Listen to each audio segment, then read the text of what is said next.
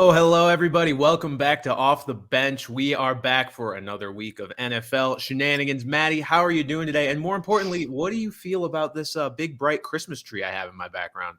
Listen, I am in full support. I feel like Thanksgiving is one day a year. You can eat with the tree up and still be happy. So I'm all for decorating early. I just don't understand the people that wait until after and then it's gone the day after Christmas, also. Like, Hmm.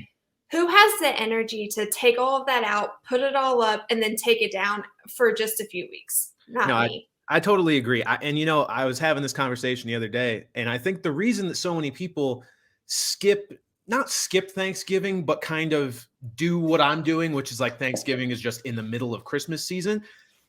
I think it comes down to the music. There's no Thanksgiving music, and therefore you don't have a season, really like a seasonal feeling for Thanksgiving. It's just about that one day of food. You can't, like, people want to always have some kind of like holiday to feel the vibe for and celebrate. And Thanksgiving, there's no vibe until the day of. You see leaves It's true. changing if you're in a place where that happens. And other than that, like, no. So I'm all about this. We're going on a little road trip for Thanksgiving here starting tonight.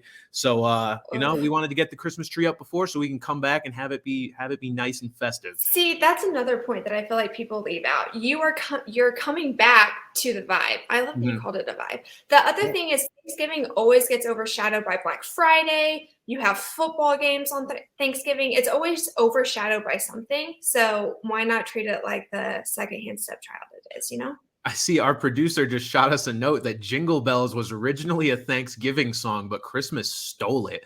Well, Mm.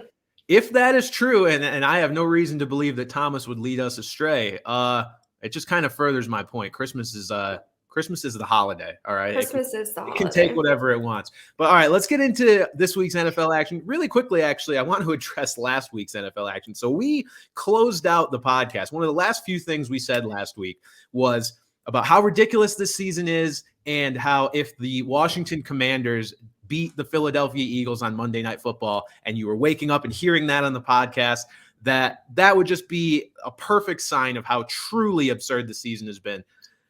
I mean, Madi, I really have no words. It happened. The Commanders beat the Eagles, and we don't have to spend too much time on it because it was a game from last week. But I just find that hilarious that that's kind of how we left the pod last week. Yeah, immediately during the game, actually, I messaged into our group chat and I was like, Brandon, you jinxed us. Like, you jinxed it. I blame you. I could almost feel it. I could almost feel it in the air that with how unpredictable and just all over the place this season has been, that it didn't. I didn't call an upset. I don't even think I really insinuated an upset, but I was like, just saying if it happens, it's perfectly in line with how this season has gone. But let's get into this week's game. So I think the main headline, biggest game, most shocking result probably from this week involves a team that we were finally giving some props last week. The Minnesota Mm-hmm. Vikings, coming off of that huge win against the Buffalo Bills, they got dismantled by the Dallas Cowboys. It was not even, this looked like Alabama against like UAB. This was bad. I Do didn't you even know know what to think. do you know how bad it has to get for them to take the game off of TV? Right. That's Yeah. that's insane. And then they gave the game to the Steelers, which wasn't really a great game, but it was better than what we were watching Cowboys Vikings wise. That's bad.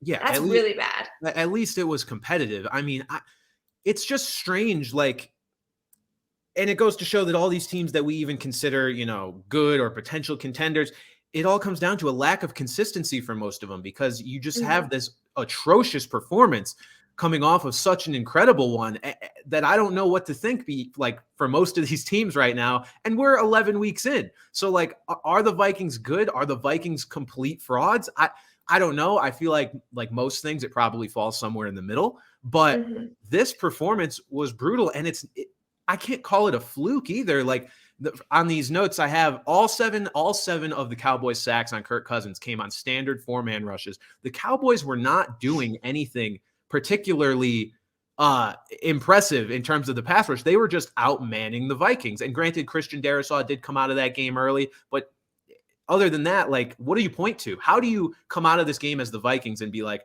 how do we not let this happen next time? You got I'm bullied. I'm actually really glad that you brought up the Darisaw injury, though, because I think that played a huge role into what happened with Cousins. Because if you look back, the first hit of the game was rough on him. That would shake any quarterback up. And then you lose the guy that you're most comfortable with, one of the strongest pieces on your offensive line, to concussion, which we know he's going to be out for the next week, which is important because I'm going to talk about this later when we talk about who the Vikings will play next week. But that is huge for a quarterback's confidence. And then we just saw it kind of go downhill after that. They didn't have to do a whole lot other than Cousins had to see them coming and it was game over. But I really feel like where the Vikings fell this week was, of course, the defense. And they had a ton of injury on the defensive side of the ball. I mean, I think they had 3 of their starters that were completely out. And then a couple other injuries that were, I think, so Tomlinson was out with a calf, Evans was out with concussion, and then Dantzler was out with an ankle. So when you have all of that, that's huge for the defense. But I think that that's where the weakness was this week, is we saw how much the Vikings offense depends on how well the Vikings defense does. Yeah, and I do want to say, you saw that offensive line get worn out pretty quick. Absolutely. And I do want to say this tells me a lot about the Cowboys too. I'm not going to say that this is a complete just indictment of the Vikings. This Cowboys team is incredibly good. Like this Cowboys team is, dare I say, like the second best team in the NFC overall at this point. Like, and maybe they can be better than the Eagles. I think they're right there. They showed what they can do when they give more of the keys to Tony Pollard. And first of all, I want to say, hand up on me. I leaned on the whole Zeke is better thing for a while. Not so much this year, but last year I was very much a Zeke apologist. I'm ready to kind of step back from that and say that Zeke is probably only better on the goal line and he's a situational running back. He's a situational back. I was firmly on the train of he's a better pass protector, which is probably still true, but Tony just offers too much otherwise to keep him off the field as much as they used to. But he was the leading receiver this game. Yeah, and Dak threw him an absolute dot. Tony just made the most of all of his touches. I think this showed some good progression for the Cowboys because Zeke was back and they still leaned on Tony a lot. And you assume that even as Zeke gets healthier and continues to play more games back from injury, I don't think it's going to look too much different. I would hope that Tony's going to keep getting that amount of touches because he's earned them. And if this is what the Cowboys offense is going to look like going forward, to pair it with that defense, this is a Super Bowl contender team. The only real weakness for them is that they choke a lot. So historically, I will say when it comes to that defense, though, just because you brought up them being the second best team, and then you said, I dare to say maybe even better than the Eagles, where I kind of disagree with that is the defensive front, because the Vikings, they stopped the Vikings from being able to get the ball, but the Vikings are more of like a lateral run type scheme team. The Cowboys can't stop people who are running the ball down their throat. So when the Cowboys play the Eagles, that's what we're going to see a lot of them pounding down the middle, and the Cowboys can't stop that. Everybody knows that's the Cowboys' weakness. I don't understand why the Vikings didn't game plan for that and try to do that a little bit. I'm sure some of it had to do with the offensive line and then having to slide that protection. They're not as developed in the offensive line area as, say, the Eagles are. But when we see the Eagles play the Cowboys again, we're going to watch them punch it down the throat. And I think that that's where you're going to start to see more of the Cowboys' defensive issues. So that will be interesting. Yeah, I do think if anything, this game exposed the Vikings a little bit as maybe not a top tier contender, more of a middle tier contender that needs to sort some things out over these next few weeks if they want to make some noise out in the NFC.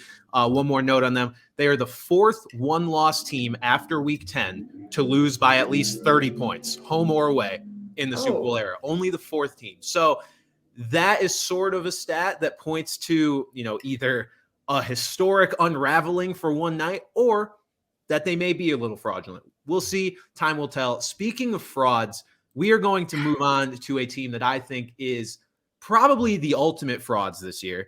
And I'm very happy to say that with my fandom, the New York Jets. The New York Jets are not good. I don't know how else to say that. Their defense is great. We saw, them hold the Patriots offense to 3 points all game, but Zach Wilson, Zach Wilson's not that guy. The fact that he came out and said he doesn't think he let the defense down. Maddie, what did you think of that quote? Because I really don't know where to begin with that. Bro, you completed 9 out of 22 passes. That's not even close to 50%. No. That sounded to me like an immature little boy who doesn't want to take responsibilities for their actions. Yeah, it came across to me like one of those stoic responses that you would see out of like a pissed off Aaron Rodgers or Tom Brady, where they're just kind of sick of hearing. Guess what? You don't have the pedigree of those guys to be able to respond like that. Like, you need to take some responsibility, even if you don't believe in your heart of hearts that it was your fault or that it was maybe an offensive scheme thing or something else has caused this issue. You need to let that fall on you as a quarterback, as a leader, because otherwise, what is his defense going to think looking at that? Like, that defense worked their ass off all game holding the Patriots 100%. 3 points. And now they've got their quarterback like, yeah, no, I don't think I let him down. Really? You don't. Because this game was decided by the first punt return touchdown of the NFL season, because that's how well your defense played. And you don't think you let them down? Because I watched you overthrow Braxton Berrios on a screen pass because it went 3 yards over his head. This is your fault. It is, like, at least partially. So man up, or you're not going to be the guy in New York. Mike White is right there. He's ready. Give him a shot. Because Zach Wilson, between the on-field performance and now the apparent attitude issue, I don't know. Wouldn't you love to be a fly on the wall in that locker room, though? Absolutely. I would kill just to be able to just kick back and watch it all unfold. Absolutely. And then I did see another note about Zach Wilson that I put this little Twitter link that I wanted to mention. So aside from that sort of viral press conference moment, this is from SNY Jets on Twitter. Sources inside the Jets losing locker room told SNY that Zach Wilson was walking around after the game like he isn't the problem. It rubbed more than a few the wrong way, frustrating several others. That's via Connor J. Hughes. Just piles on. Zach, get it together, man. You don't have the sort of standing that you think you do. You will be out of the NFL in a few years if things keep going this way. And you know what? With the way he's playing, I think Zach Wilson's already written his legacy in the NFL. You know what he's going to be remembered 100%. For in 10 years? He is going to be remembered for hooking up with his mom's friend, and that's it. No one is going to remember a single thing this man ever did on the field. It is only going to be that. That's what Jets fans are going to remember in 10 years when they are trying for quarterback number 75 to try and, carry this defense and be a competitive team. That's how Zach Wilson's going to be remembered by Jets fans and other teams fans alike. So what about that Patriots defense, though? Because this is really what I've been wanting to get to talk about. Please do, Maddie. Go all in. Talk as much as you want about the Patriots defense, because I am just sitting back and enjoying it. Matt Judon is my boy. I do want to say really quick, though, and I wrote this in the notes too. I got reminded about this. This was something I found out last year, and they reminded me of it with a little behind-the-scenes special that I think they're going to air during the Thanksgiving game. Matt Judon hates mac and cheese, and that bothers me to my core. It comes up every Thanksgiving because it's like so outrageous. Matt Judon, I guess nobody can be perfect, and when you're leading the league in sacks and leading the potentially NFL's best defense just overall, I guess you can't be perfect. So the mac and cheese thing we'll have to talk about. It just bothers me a little bit. Maddie, go ahead. No, that bothers me also because I understand like there's some crummy mac and cheese. I've been places where I'm like, this is not mac and cheese. But if you've had good mac and cheese, it's unmatched. Okay, here's the situation. A few weeks ago, we were talking about our midseason awards, and you brought up Judon should be considered for Defensive Player of the Year. And then I got to kind of thinking about it. I was like, I don't really pay enough attention to the Patriots defense because we all know Belichick is insane with scheming, and he's the GOAT when it comes to defenses, yada, yada, yada.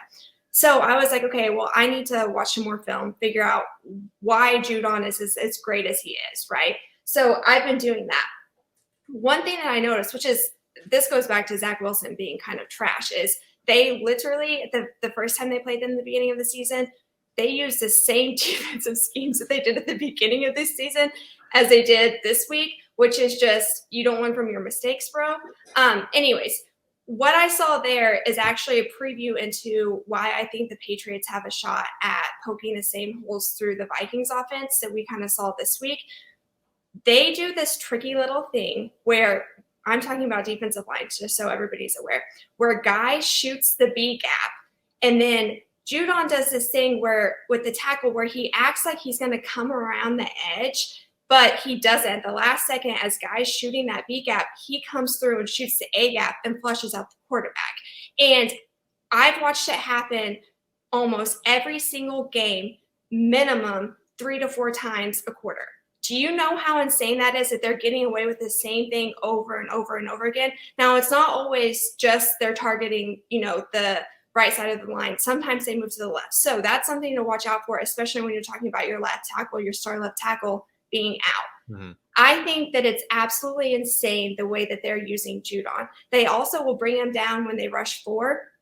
And they do this sneaky little thing where you think that they're going single safety at the top, and then as soon as the ball snapped, your second safety drops back, and it's actually 2 safety where you start to see an interception. I'm saying all of this because for my prop bet people out there, I'm willing to bet Cousins is throwing an interception this weekend solely based off of that and the way they're able to utilize Judon to rush off the edge and then drop that second protection back. Yeah, it's definitely one of the most timely storylines heading into this Thanksgiving game of the Patriots versus the Vikings, team that just got dismantled and got sacked a million times, and then the Patriots who have become sack artists in their own right, kind of the stoppable force and the movable object. We'll see, who comes out on top and how many sacks Judon finishes with after these Thanksgiving games. So, how many is he's at 13? He's at 13. Right now? Yep. 13. Yeah. So 13 through they're through 10 games. Yeah. So that defense is coming through. And especially when we get later in the season where, Belichick forces those guys to throw outside the numbers, it's going to start getting more and more interesting. But no, I've started to agree with you after watching Judon's film. Yeah, it's quite a pace Judon's on. I saw it yesterday. He's somewhere in the top 5 all-time Patriots season for single season sacks. I mean, we're 10 games in. I don't know what more you can say about Judon after finding out that. So now we have extra games in the season compared to some of those other right, players, exactly. So sky's the limit for Judon. We'll see where he gets. So talking New York frauds, let's go to some other potential New York frauds. I'm sorry to just kind of dunk on all these teams for being frauds after, one bad game. I don't mean to victory lap too hard, but it's just some of these teams are coming back down to earth when I felt like they were overperforming a bit. The New York Giants being one of them. So the Detroit Lions came out on top of the New York Giants this past week. One funny thing I did see, so Peyton Manning had a segment on Peyton's Places where he performed an exorcism at Ford Field. He brought a bathtub on the field, did this whole ceremony, and the Lions, despite 2 of their following games after that not being at Ford Field, are undefeated. The Lions are 3-0 since that happened. So Lions fans, you may owe Peyton Manning a pretty big thank you if this keeps up. But the Lions took down the Giants. Lions are now second place in the NFC North at 4-6. So sort of an impressive little stretch here for them. But with the Giants, Maddie, how do you feel about the Giants? Do you think this was, again, exposing them, or was this more of a one-off? I'm not really sure. We watched the Lions came in and flipped the script on the Giants, right? The Giants like to play physical. They like to be tough. And the Lions just came out and just said, no, we're going to beat you at your own game. They shut down Saquon Barkley. And I think we've all talked about it. He's a majority of the reason why the Giants have had so much success this year. So are they frauds? I don't think so. I think that it's back to what we kind of talked about. They're somewhere in the middle. I have a different question for you because This has been on my mind. Do you think Daniel Jones is going to get a contract this offseason? I think Daniel Jones may be playing himself into a contract because not just because of his play earning him one, but because he's playing them out of a draft pick that would give them the chance to get a guy that's worth, keeping over him or trying to give the keys to a Bryce Young, CJ Stroud, whoever it may be. I feel like he gets some kind of contract because he's not playing himself into some major money one. I mean, it's just something for them to keep him around. I don't know that another team is going to outbid the Giants for Daniel Jones. And I think he's shown them enough that it's like, who are you going to go get? Like quarterbacks are such a hot commodity. Obviously it's the NFL, but like they're hard to come by ones that you are confident in and believe can take you to that next level. So like at the very least, I think you keep him around. And if he falls into a backup role at some point in the next couple of years, sure. But like, I don't see a clear path to a different quarterback for the Giants right now. I would imagine he gets a contract. Right. And then you also have to think about Daniel Jones is, and I'm sure his agent, they're smart enough to realize you're not going to get top tier quarterback pay, because if you're asking for that, they're just going to go somewhere else and try to get one of these backup quarterbacks. So he's going to be cheaper. And then you start talking about OBJ's coming for visits. Now, as thirsty as the Cowboys are to get OBJ there, I don't know if the Giants are going to be able to pull that off. But I do agree with you. I think that Jones might be able to get this contract just because of those reasons. And I brought that up because I put a poll out on Twitter and Instagram, and I was shocked that it was over 70% of the people who voted in that agreed that, yeah, he's going to get another contract. Yeah, and it's not something I would have expected coming into the year, but I think, so Daniel Jones had the longest streak in the NFL without throwing an interception before this past Sunday, which that stat blew my mind.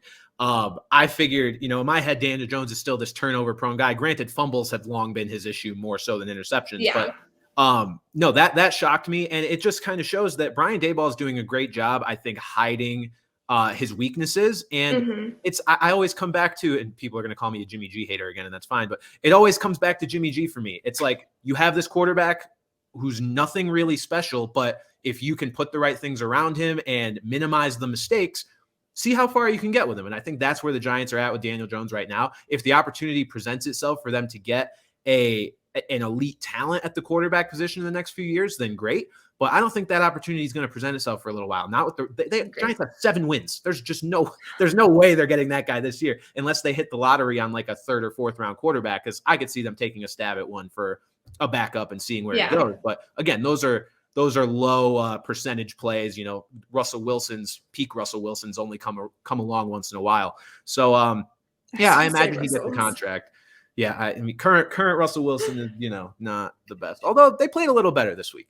Let's go. What about Jamal Williams? Oh, sorry. No, go ahead. We have to hype up Jamal Williams because I know a lot of Swift fantasy owners are pissed out there, but Jamal Williams popped off, and I have him rostered on my fantasy teams on a couple of them, so I'm just stoked. What did you think about him? What do you think going forward? Will this continue? Jamal Williams is that guy. I absolutely, I think it'll continue. I mean, he's a monster on the goal line. I believe he's leading the NFL in rushing touchdowns. He is. He has 12. So like he's been a revelation. He's a guy, as a huge fantasy football guy coming into the year.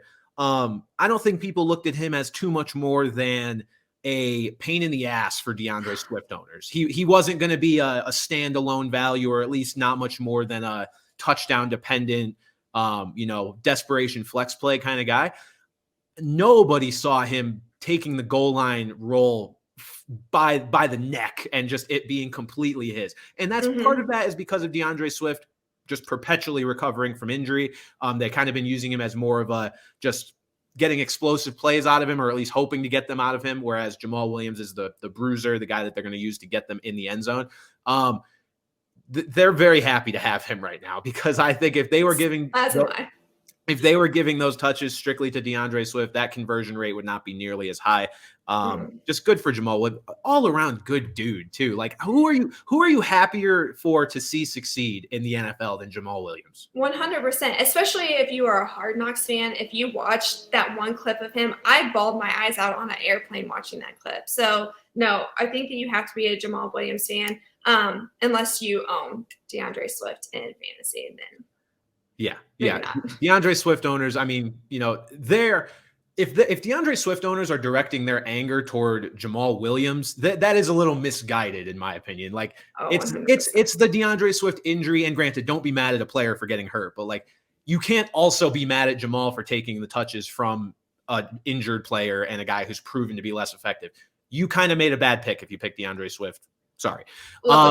Yeah. So moving on to another game. So this game, very similar score for a while to the Patriots and the Jets. Actually, similar final score as well. I felt like that scoreboard said 3-3 for a goddamn eternity. This is the Panthers and the Ravens. Now, I didn't even know what to think of this game either, because you come into this assuming blowout, right? Like, even though the Ravens are missing some weapons, Rashad Bateman's now on IR. So Lamar is just perpetually has no wide receivers. Demarcus Robinson actually stepped up pretty well. I was going to say, he stepped up this game, though. Yeah, and Demarcus Robinson, I think, is one of those just underrated depth receivers who he had one of his sort of ceiling games this past week, so good for him. But even still, despite those lack of weapons and a banged up Mark Andrews, I expected a bigger gap in score than what we ended up getting. The Ravens defense performed pretty well, even though it was against Baker Mayfield. I think the addition of Roquan Smith on that defense is paying off, but their offense now is going the other way. I'm still waiting to see it kind of get back to that early season form. Maddie, what did you think? Did you think this said more about the Panthers stepping up on defense or the Ravens just not really knowing what's going on in offense right now? I think it's the latter. I think that the Ravens are struggling. It was a bummer to watch Stanley go out because, especially when it's kind of friendly fire, you know, we watched Lamar fell into Stanley, and that's what caused him to go out. We don't know how long he's going to – sorry, my dog's like right on top of me if you hear him. He sometimes needs attention. I think where the issue lies is this offensive line, and I think that we don't talk about – I'm so sorry. That's his dog, or that's his dog toy. I think that we don't talk about the issues on the Ravens offensive line because Lamar can mask them so well. And then you have, I know Mark Andrews isn't the biggest blocking tight end, but he does create a bigger body on that line that helps. Sometimes you have, you have your fullback that comes in sometimes, but I think the biggest issue is that offensive line. I think that we're going to start seeing it even more now that Makari's going to have to move to replace Stanley. But I think we're starting to see the downfall because as you get later in the season, you realize that everything that's happening is just everything good that's happening is Lamar's making that happen. You know, it's the same situation where you have with Patrick Mahomes or Josh Allen, where it is, we're just going to give you the ball and set you up the best we can, but we know that you'll be able to make a play if everything falls apart. Well, for the Ravens, it's been almost every single snap, everything's falling apart. So Lamar has to make something happen. Eventually, what you're going to see happen is it's going to turn into a situation that the Bears have where your quarterback is putting his body on the line the entire time and things start to go downhill. But I think that that's what we're watching right now is just we're seeing the residual effects of not having a strong offensive line that a quarterback can actually develop behind, which obviously affects what happens down the field, right? If you don't have enough time to get the ball out, you don't have enough time if you're having to escape the pocket every single play. Right. And I think it is important to note for Ronnie Stanley, it sounds like they may have avoided a worst case scenario with him, just potentially banged up. He told Lamar after the game that he was good to go. Sounds like things are trending in the right direction. Whether that means he plays this week or not, I don't know. But it was weird because everybody was saying ankle, but it almost looked like he hit his knee. Like as he came back, it was like it almost like hyperextended that. So I don't know. Well, I guess we'll see. Yeah. So we'll wait on the details for that, but it doesn't seem to be season ending for him or even, multi-week. Who knows? We'll see about the true extent of that injury, but overall positive news. And yeah, I think you're definitely spot on with the offensive line. I also want to give a little bit of credit to Steve Wilkes and the Panthers. I mean, Steve Wilkes being the interim head coach as a defensive minded guy, that he's got his team playing some fairly inspired football, at least on that side of the ball. I mean, I don't know how inspired you can be on the offensive side when you have Baker Mayfield leading the charge. So we'll let that be. But defensively, I think it was a great effort by the Panthers, and you got Brian Burns, anything's possible. So good for Steve Wilkes. Why not give him a shot to be the Panthers' full-time head coach? Why not? You look around, there's not a ton of great candidates out there. And you have these teams taking more stabs at unproven offensive coordinators. Maybe give it to a guy who's at least done this before. So I thought I was fairly impressed by the Panthers, and maybe if they can keep more games close like this, he'll have a shot to do that. Next, I want to get to the Philadelphia Eagles. So this was weird. Now, they struggled. They lost to the Commanders, and then now they beat the Colts by 1 point, needed a last-second Jalen Hurts touchdown to do it. I did find it very funny when Jalen Hurts kind of taunted the Colts mascot and did the little hip thrust right next to him, but that's beside the point. What do we make of the Eagles and their struggles now? Because these are two relatively bad teams that they've now lost to and then beaten by one. Are we giving Jeff Saturday some credit here, or are we just saying this is the Eagles and possibly the loss of Dallas Goedert that is really rearing its ugly head, because things have not been pretty for Philly. I'm taking the dog toy away because it is just a disaster this episode. I think that losing a tight end is huge for them. And if you would have asked me, is it going to make this much of a difference? I would have said absolutely not. We're talking about a Super Bowl caliber team. It's not going to rain on their parade too much. I was wrong. Obviously, we know that one of the biggest weaknesses going into this week was the defense, but I thought that they had gone out.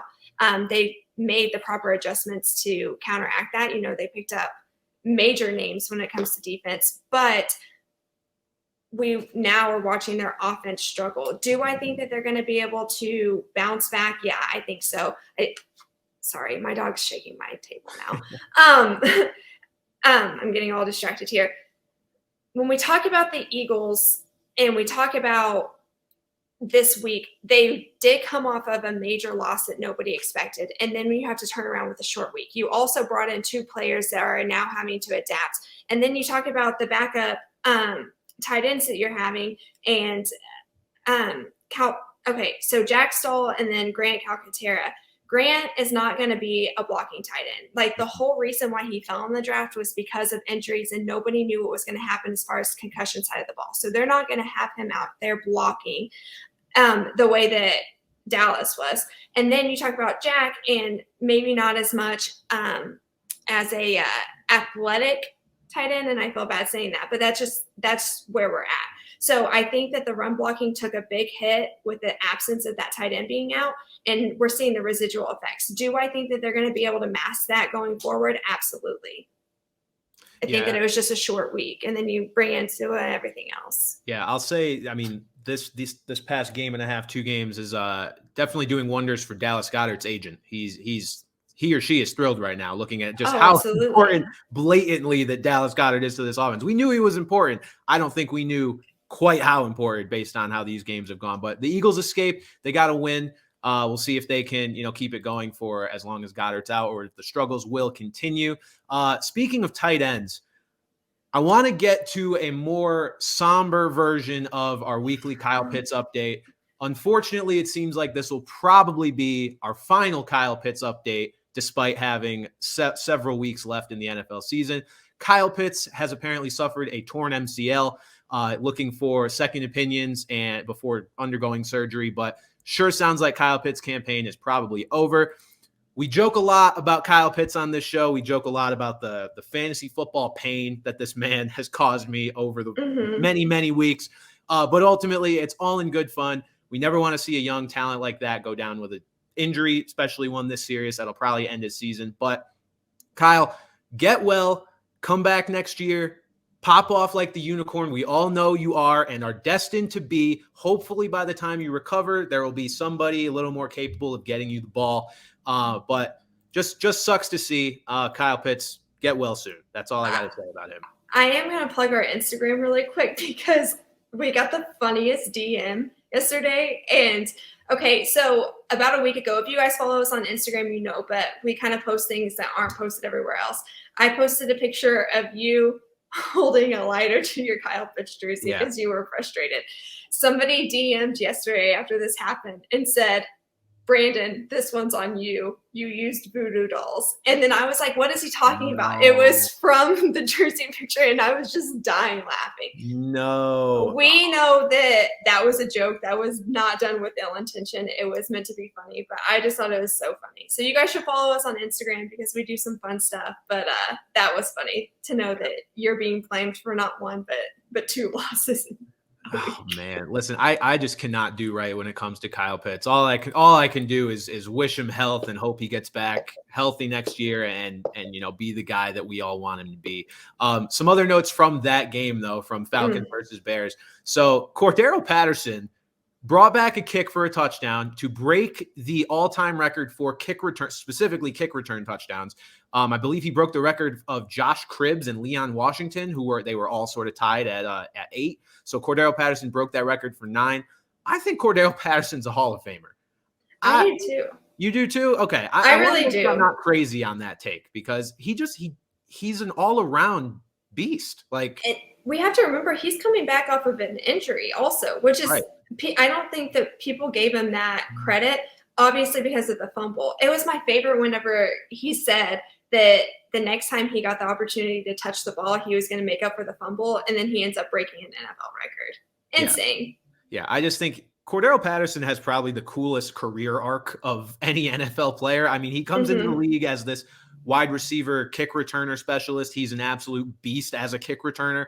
And then, halfway, 3/4 of the way through his career, twilights as a running back and just becomes one of the best running backs in football. At least early in the year, he was a top 3 rusher in football before going down with that injury. Has had some inconsistent weeks since coming back, but I mean, he's still that guy. So I just think all around, he made special teams sexy, honestly. Right, he absolutely did. I mean, much like Devin Hester did. And here's the thing: people have argued about whether Devin Hester should be a Hall of Famer because he only specialized in this one thing, even though he's the best of all time at it. Is he a Hall of Famer? Well, okay, you've got a guy in Cordero Patterson who is kind of like one tier, maybe a half tier below Hester as a returner, and then has proven himself to be a legitimately great asset on offense as well. I think supplementing his kick return skills with that has kind of made his Hall of Fame case at least clear to me. I don't know about how the NFL and the rest of the world will feel about it, but to me, it seems like he belongs there when it's all said and done.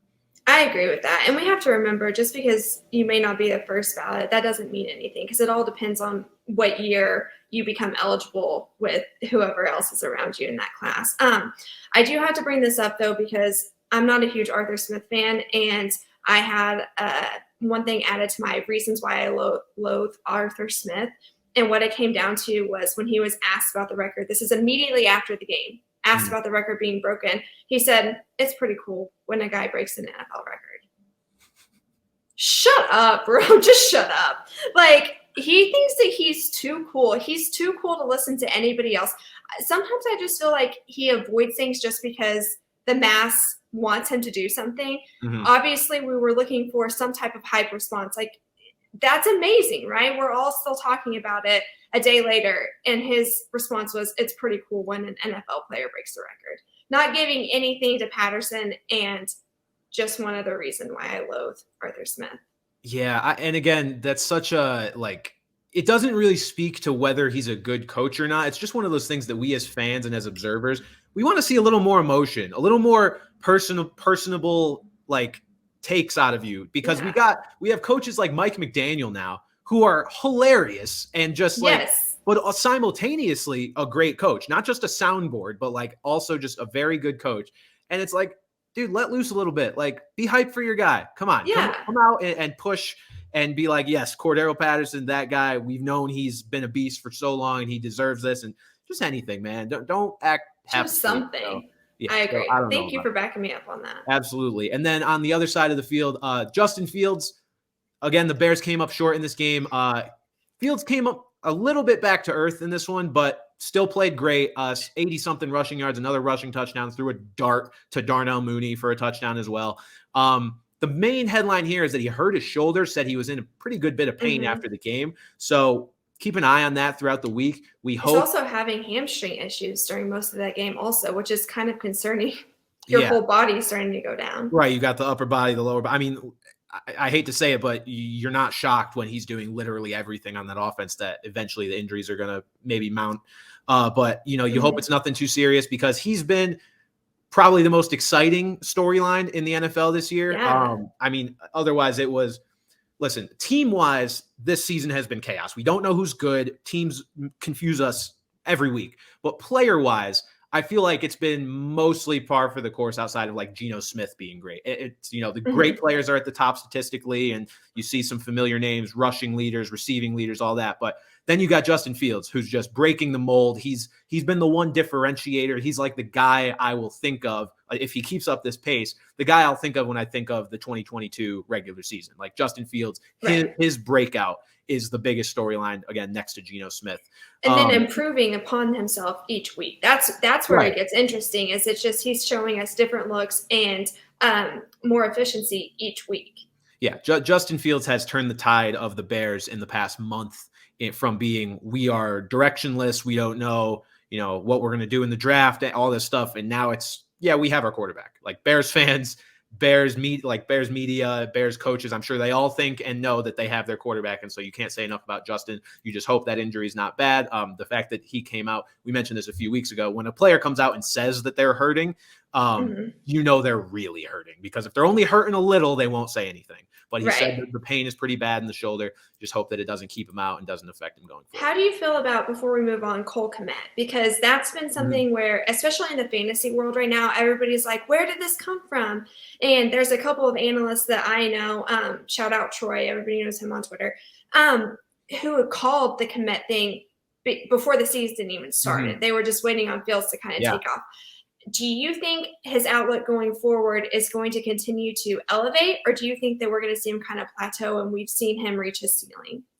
I mean, I think you look at what he's done the past few weeks, and it's so many touchdowns. Like, that is, I think naturally that's a player's ceiling. Like, what's the next step for him to get to? Travis Kelce? Like, unless you think he's going to become a Travis Kelce type, I think this is sort of the ceiling. But this is something I think we can expect to see at least a little more consistently going forward, because Cole Kmet is a guy that we've known was talented. He just needed the offense to not be awful. Like, he needed to be able to have the offense open things up for him. He needed Fields to be able to extend plays, hit him, and, you know, have defenses be overcommitting to the run and leave Cole Kmet, you know, open and be able to make these catches. He had that crazy highlight catch that in slow motion just looked ridiculous this past week. So no, I think Cole Kmet is a legit talent. I saw a lot of the same stuff you did before the season, where huge sleeper. They were like, especially fantasy wise, get this guy. You know, there's no other competition for targets in that offense except for Darnell Mooney. Like, he's got every opportunity in the world to be good.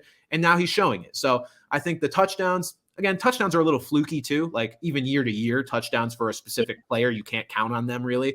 So that part may balance out a little bit, but no, I think he's good. I think he's a name we're going to see for a long time, and I think he's going to be paired with Justin Fields in this offense. If the Bears are smart, they will extend this guy and keep him around, because I think he's legit. I agree. So, all right, let's get into this week's game picks. So real quickly, I want to review last week's game picks. Maddie, I think we had our first 2 for 3, finally. First winning record in these games. So other than the week where I had 1 right and then 2 pushes, because I guess technically that's a win as well. But 2 games correct. So the Chargers +7 versus the Chiefs, and then the Patriots -3.5 versus the Jets. Those hit. Packers -2.5 versus the Titans did not, but that's okay. So we had a couple of these hit. Pretty happy with it. Let's see if we can keep it going this week. I'm going with, to start things off, the Giants +8 at the Cowboys. Now, the Cowboys are coming off of this massive blowout of the Vikings.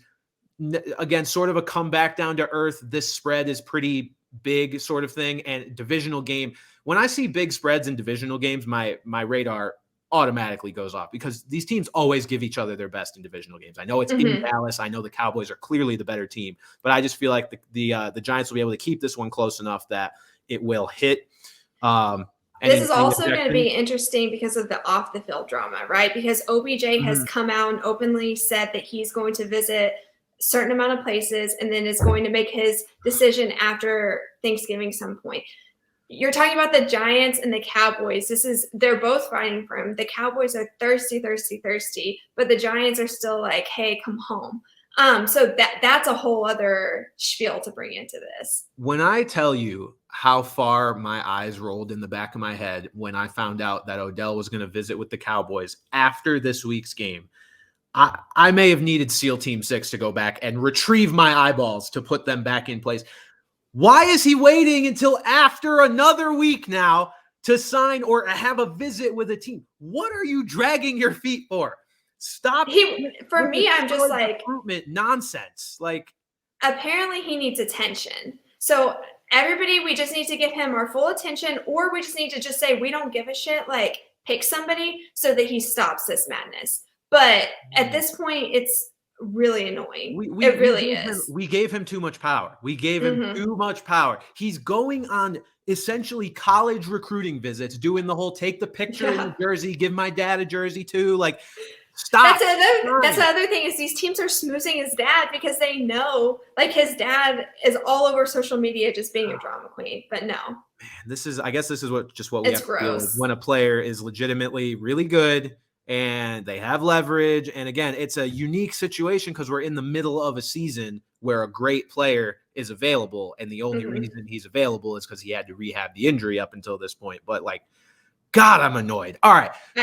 Forget Giants Cowboys. Seahawks versus the Raiders. So the Seahawks are -4 at home versus the Raiders. This line just stood out to me as not being big enough. I don't know if Vegas is not on the Seahawks still, but I agree.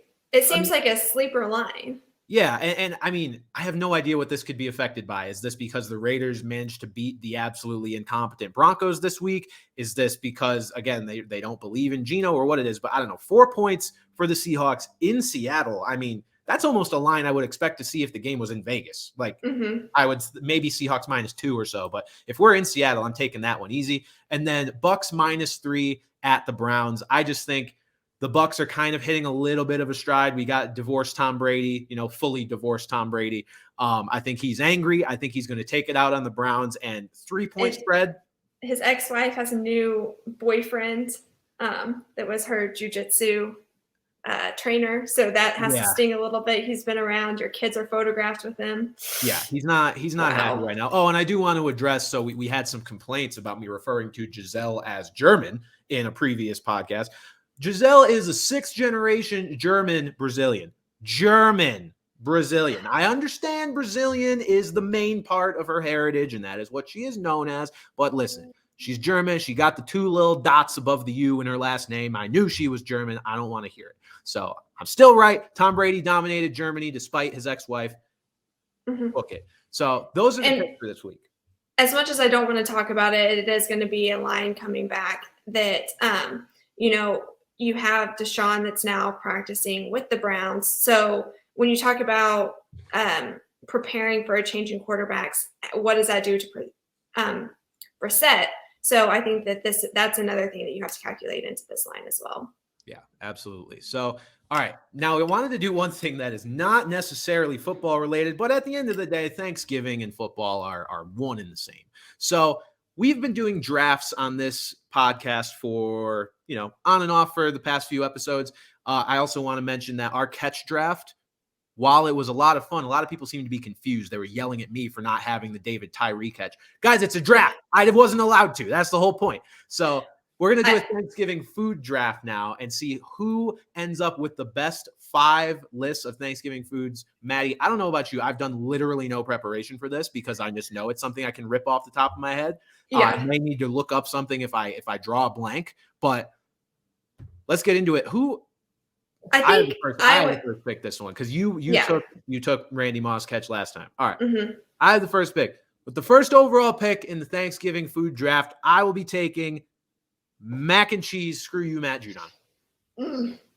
Good choice. Who makes your mac and cheese? I love Matt Judon, but listen, we don't see eye to eye here. Mac and cheese is a pick. Are you going to your girlfriend's Thanksgiving this year or yours? Are you guys hitting both? Yes, we're kind of doing a little rounded. So we're leaving today, going to Louisiana. My dad is an hour outside of New Orleans. We're going to my dad's. And then we're going to her mom's, which is 2 hours away from that. And then we're going to Houston, which is where her dad is. And that's 4 hours away from that. So this week is going to be a mess. So we're going everywhere. Listen, Louisiana answered my question on the mac and cheese. Hands down, I agree. Okay. My first overall pick has to be mashed potatoes because it's a staple. It's the foundation of everything else that is to proceed. Mashed potatoes. Okay. I like that. I think those are the correct 1 and 2. I mean, those are the ideal side dishes for any Thanksgiving meal. If either of those 2 are not available somewhere in my radius when I am there on Thanksgiving, I will throw a tantrum. So good pick. With my second pick, I think, you go back and forth here. I think you have to go with the poster child at a certain point. And I think once you get past the ideal side dishes, this is the right time. I'll take the turkey. I'll take it here. Just to have it as sort of the main course of the Thanksgiving foods. I know turkey has become a contentious player in the Thanksgiving realm for a while. People are like, it's overrated. You only eat it on Thanksgiving. And the reason is because it sucks. And, otherwise you're only eating like deli turkey. You don't actually cook a turkey on any other day. And I hear you. I do. But I've always liked a well-made turkey. I think it's a staple. I think it needs to be here. Okay. I'll go with you. My family's more of I've always been like a ham girl. My family makes both, but the ham's always better. Number 2 is a little different because this all hits close to home. My Meemaw makes homemade chicken noodles, and then there's also dumplings. So they're homemade noodles, homemade dumplings, and they are unbelievable. And then she throws the turkey inside. And so it's a whole combination. So you have chicken noodles with homemade noodles and dumplings, and then you have the turkey that's inside of it. And I don't know what type of concoction it makes, but it is phenomenal. Phenomenal. That's interesting, Maddie. I will ask you about your thought process in this draft, though. Did you for a second consider that you could have taken that with your last pick? Because I would have no idea what that is, and it's not on my board anywhere. I didn't. Honestly, I did not. That was not a great pick. That was a very Belichick pick of you, where it was just I'm taking what I want, regardless of anyone else and who I think is going to be taken near it. That was me getting too excited for Thanksgiving is what that was. All right. Maybe I should have done research, because I'll be honest, I'm already starting to blank on Thanksgiving foods that I actually enjoy. Give me the pumpkin pie. I'm going to take the pumpkin pie with the third pick. Again, another contentious one, but this one not because it's boring, just because a lot of people just outright don't like it. But I like pumpkin pie. Give me a little dessert here to mix in with my main course and my side dish, and then I will do some research here and hit you with my fourth rounder in a little bit. Okay, perfect. So I'm going to go boring, but it's a staple, and I'm going to go with stuffing, especially the Italian stuffing where it's like meat stuffing where there's meat inside of it. Oh my gosh. Stuffing is a staple, and I think that it's slept on. A little underrated. I agree. I think good stuffing is vital. I'm a big fan. I didn't used to like it when I was little because I thought it looked weird, so I wasn't. Didn't want to try it, but no. Yeah. Now I'm definitely on board. So I was in the midst of typing list of Thanksgiving foods just to jog my memory, and then I remembered the one thing that is a weakness for me every year, and again, kind of fills a role on my 5. Give me the crescent roll. Need a little bread action. Yeah, any roll. My family typically goes with crescent rolls, and they also know to only make a certain amount because otherwise I will eat 70 of them and just be a blob of butter and just I'll be a mess. So they know to kind of limit it because I like them too much. Crescent rolls are an easy pick for me. Fun fact, I am in charge of the rolls on Thanksgiving. 1, I'm a terrible cook. 2, I play that terrible cook roll up because I want to be watching Thanksgiving games with the rest of the cool people who cannot cook, which is mostly men. So I'm in charge of the rolls, and I always just do Sara Lee rolls, just cake a ton of butter on top, throw them in the oven, and then I don't have to do anything the rest of the day. So that is my go-to. Love a good roll action. I think for my next pick, I'm torn. We're going to go veggies. But I think for me, what pulls out is glazed carrots. They're a little spicy, they're a little sweet, and they're just delicious. Okay. I'm okay with that. I think with my final pick, I'm going to go with something that is for the people rather than something that I typically eat. Give me the green bean casserole. Dang it. That was going to be what I rounded out. So okay. The green bean casserole just feels like almost another thing that you only really have around Thanksgiving. So you've got like mac and cheese, mashed potatoes. They're versatile. You eat them all year. This is something I really only think of around Thanksgiving time. And a lot of people seem to like it. I just don't like green beans, so they're not for me. But listen, Thanksgiving dinner's not just for me. So I'll have it at the table. You can come over, have plenty of green bean casserole if that's what you want. Just the crescent rolls are mine, though. The crescent rolls are mine. Okay. Anybody who knows me is going to be like, you are fake. What are you talking about? Because this next item I've actually never tried in my entire life. It's been at every Thanksgiving here in the South. We have it at a lot of meals. It's just never seemed like my thing. I'm not a big sweets person. I'm not a big, it's not me. But I have to take it for the people. Candy yams or sweet potatoes, whatever you call them. I feel like those are a staple in a majority of people's Thanksgivings. And it should be on the list somewhere. I think that's totally fair. I was curious to see if you were going to draft cranberry sauce because that was another one that I sort of considered with my last pick just because, again, it's almost a Thanksgiving mascot dish rather than something that people love. But I don't know. I'll be curious to see what our viewers think of cranberry sauce going undrafted. Is this the Kurt Warner of Thanksgiving foods? Did we sleep on it just completely or what? Last time we did a draft of best all-time NFL catches, and we left off the immaculate catch. So I feel like which is very on brand for us. Reception. The immaculate reception is the mid-lucky reception. All right, we need to rename it. It's mid. This is what the ball. There's a football up here. Yeah. Right place, right time. Not a great catch. Don't care. Leave Franco Harris. You're great, but no. I have no regrets about that. Cranberry sauce, I think I also have no regrets about. So I think this went pretty well. Again, we'll get another little food graphic made up. This one will probably be more fun because it could just be pictures for the most part. Yeah. And we'll see whose Thanksgiving dinner you're coming to first or which one you would rather. So, I mean, listen, I got the mac and cheese. I feel like it's an easy choice, but we'll let the viewers decide. I love the mac and cheese. And it's always better next day. Yeah, no, that's so true too. All right, so we've got viewer questions. As always, I have a bunch of people DM me. I post on my Instagram story. You reply with whatever you want to hear about in the NFL, and we try to pick out a few of them and give you guys our take. So one of the ones I picked out today is from M. O'Connor 642. Do you see the Broncos taking a quarterback in the draft? If so, who and what round?